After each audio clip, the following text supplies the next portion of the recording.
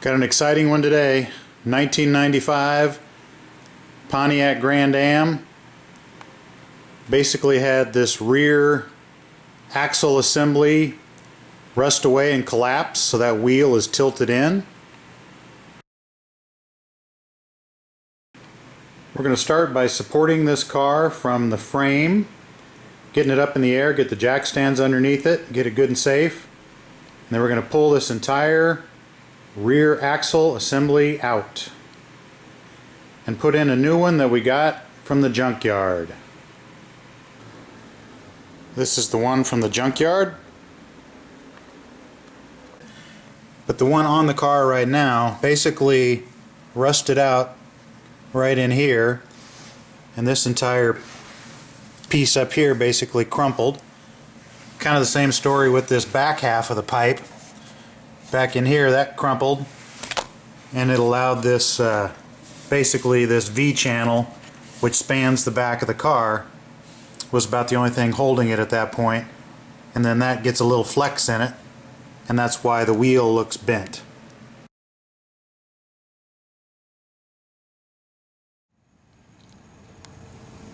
Here's the old unit. It's got some heavy cracking where that tube meets that V channel. Now I've got it flipped upside down, so what you're looking at here is the passenger side, and you can see right down in here basically had just disintegrated. Got it up in the air now, carefully supported. Start the process of pulling this entire rear axle assembly off. This same setup is for 95 through 98 Pontiac Grand Ams. Basically all you've got holding this thing on is one bolt here on each side. There's this shock absorber bolt goes through the back. There are some anti-lock electrical brake connectors that will have to be removed. Brake hose will have to be removed. You can decide whether you want to take it off there. You risk damaging the piece that goes back to the master cylinder, or whether you want to try and take it off down here. Either way, on these old cars, it's likely you might damage your brake line, and we'll actually have a little bit on that later. The other thing that you have is the emergency brake cable. That'll have to be removed. We'll have to get inside here behind the drum and remove that.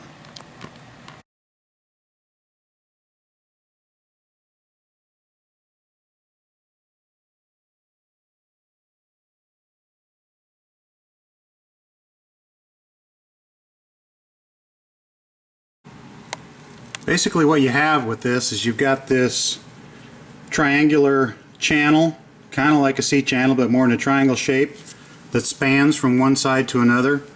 It's got a pipe that runs through it.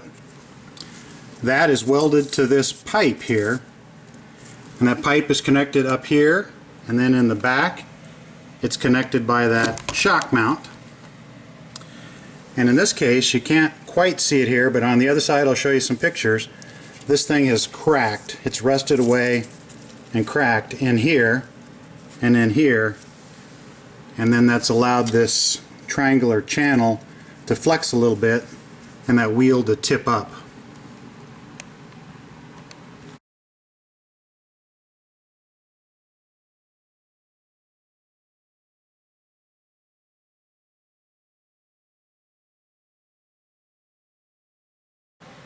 Now is a great time to change these shock absorbers. If you look up here in the trunk, you'll have to pull a couple of these off. They just push on over some threads of a bolt and go through a hole in the carpet. That carpet is held up here. Peel that back and you'll be able to see this shock mount up here. You can buy these new rubber shock mounts for about $7 a piece. Not sure if we need them or not, but a little trick in getting those shocks off there. we're going to try an impact ratchet, and hopefully that nut will just spin right off. Got some anti-lock brake connectors that need to be pulled off the back of those drum areas. A connector like that will need to be removed. Then it goes under a plastic protective cover that you can pop off with a couple pins, plastic pins. Anti-lock brake connector's loose. Work the anti-lock brake cable out of one of those plastic holders. Comes back here, there's one bolt, we'll have to get that. Similar on the other side, and then we'll be able to free up that cable, get it up out of the way. Well, getting this out of there didn't really do me any good, because I think I'm going to have to take it apart at this union here that's kind of a compression thing, and we'll have to figure out how to get it back together later. It's going to have to come apart there so that this cable can slip out to my right here, and so that this side can slip out. I guess this doesn't go through a hole over here, so that'll just be loose at that point. Now I'm thinking on each side that may be kind of a wedge, and if you could get it to slide back toward the center, then there's an open spot here in the middle you could probably get it out of. But they're rusted in there and they seem to be tight, so I'm going to try and figure out how to hold this and hit one of them, see if I can break it loose. Then we can slide it to the center and get it out. Just wanted to show you that these will slide out of there. I was able to get a pair of channel locks and squeeze and kind of force this this end to come out to the middle, and then it would pop up out of there. I think on some other ones I might get my little impact hammer and pop them out, because this one over here, this other one, there's just not a good place to grab it with the channel locks and force that piece out of there. Okay, here's that fitting that holds the two emergency brake cables together approximately in the center of the rear end. You can get a pair of channel locks in here and you can kind of bite into this side and you can work this down. I did that with one of them. This other one over here was a little harder to do, so in my case I got the impact hammer and just put it right in there and give it a couple pumps, and that'll push that right out of there. Okay, in hindsight I'm kind of an idiot. I didn't need to take all those brake shoes off and get these cables out of there. Heck, once you get this loose here and you get it loose right there, then basically this cable here just slides right out of here. There's a little finger in the back, you got to pry up a little bit. That comes out. Put the new differential rear axle in there, and then string these pieces back together and you're in business. Alright, I've got the brake lines are all loose. The emergency brake cable has been loose. The part that stays with the car, I've got it tucked up inside along with this cover here that's got the electrical wires for the anti-lock brakes are in there. So those are tucked up out of the way. Now we're ready to remove the shock bolt back here and the other shock bolt over here. These springs, when it's sprung like it is now, when the car is held up on jack stands like it is now, there's not much pressure on these springs, but you still want to put like a floor jack under there, so when you finally take that shock bolt off, it doesn't fall out. It's going to swing down. It's going to hinge up here in the front. It's going to flop down. I've got a jack under there supporting that rear axle, It occurred to me that since I'm going to put new shocks on, there's no need to take the shock bolt nut loose down here. We'll just do it up in the trunk, and that'll save us one step. Having an impact ratchet is going to really help you out when you go after this nut up here. There is a little flat spot on that center stud. You can get a kind of a bent 15mm boxed end wrench over that nut, and then hold the top with a crescent wrench and break that loose. Work it out of there if you've got to do it manually.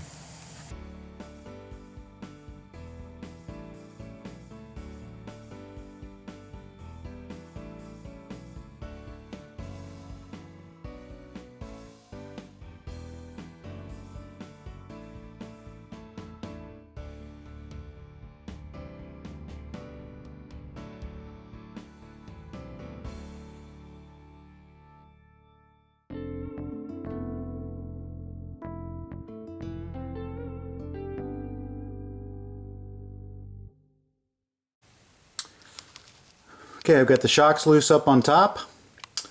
That was a fun job. Now this, let this jack down. That'll slowly let the tension off the springs.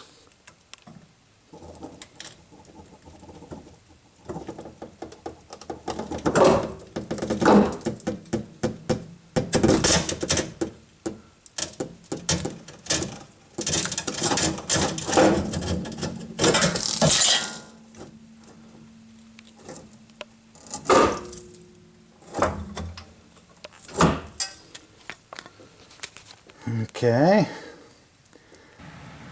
Now we'll just get these two bolts out of there, and this entire unit will be loose and ready to pull off.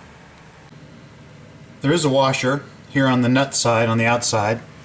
Once you get that off, you may need some kind of a punch to push that bolt all the way through. You're going to want to have some kind of support so it doesn't come crashing down. Worked it up in there, got those bolts in on each side, put the floor jack in there, jacked it up just a little bit, just until it grabs that spring. Do that on both sides, jack it up a little farther, then we'll put the shocks on. You can tell how these springs are on there because of these patterns. That matches the fitting that's up on top, and then on the bottom they've got a rubber coating. Got the shock here, put that bottom bracket on there. Comes with this wire tied, kind of squeezing it together so you can get it jacked up pretty far. Just slide this up on inside, get this slipped into the stud, run that bottom nut on, you're in business. Got the shock sitting in here. Got to fit it through that hole up at the top. They come with a wire on there just to kind of keep them squeezed together while they're in the box. Cut that. There's really no spring pressure there. Then you can get that through the hole, put the nut on, tighten everything down here. Cheapies, they didn't give me a new nut for the bottom, so save the one that comes off the old car. We're working on the emergency brake cable. You've got one of those here and one here. They appear to be perfectly symmetrical. And earlier I said that I was able to squeeze one of these out with a crescent wrench, but I got tired of that, and I finally ended up driving them out with a little impact hammer. So these will just slide back in there. I greased it a little bit, then we'll pull on it and it should go over into here, and then we'll pull this other one over and slide it in there. And I've already put the one over here right there. I slid that one in as well. I said crescent wrench a minute ago. I meant channel locks. I was able to get on here earlier and drive that out of there. Now I'm gonna get on here a little bit and try and squeeze it in. I've got a pair of vice grips that I've sanded flat. I use it for squeezing brake hoses. I went ahead and pulled on this cable as hard as I could, It came out of there quite a ways. Then I pinched it down with the vice grips. That'll give you enough room to get that back together. Alright, we've got this broken brake line. We're going to come down under the car. It was connected here with that bracket. We're going to pick a spot a little past that bracket that's nice and straight section where we can get our cutter in there and our flaring tool. I've got the rear axle completely installed, new shocks on, ready to put the tires on it, take it for a test drive. I did mess up a brake line on this project, so I did a little schooling on fixing brake lines, so I made another video on that. That's posted separately.